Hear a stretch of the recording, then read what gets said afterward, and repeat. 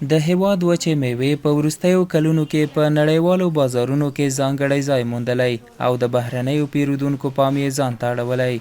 د هرات ولایت د سوداګرۍ او پانګونې خونې مسؤلین وایي د روان 1405 لمریز کال په لومړیو 2 میاشتو کې د اسلام کلا او تورغونډۍ بندرونو له لارې زرګونه ټنه وچه میوه اروپایي او ځینو آسیایي هیوادونو ته صادره شوې ده. خوشبختانه امسال میوه‌جات خشک هم در 2 ماه اولی که ما صادرات داشتیم به خارج کشور 3139 تن بوده و ارزش دلاری از 7 میلیون 116 هزار دلار احتوا میکنه. اون به کشورهایی که صادر شده عراق، اردن، ژرمنی، کشورهای آسیای میانه.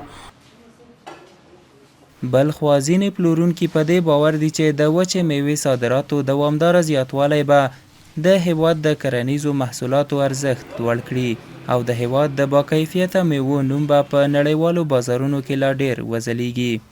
فرق نمیکنه و همه خوب میشه چون باغبان که ما از اون استعمال صادر میکنیم یعنی حالت زنجیریه بده همه به هم وصل.